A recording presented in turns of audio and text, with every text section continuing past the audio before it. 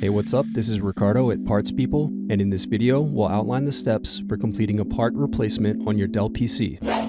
Visit our website and use this coupon for a 5% off discount.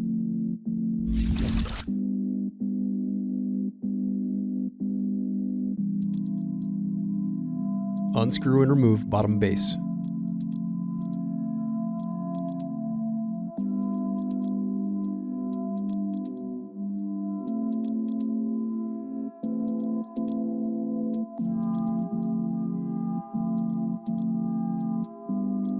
Now unscrew and disconnect battery.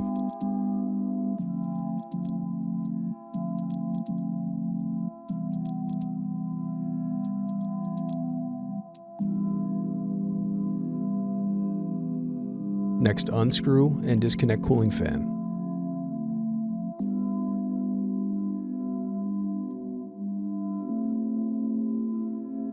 Thanks for watching. Don't forget to like and subscribe if you enjoyed this video.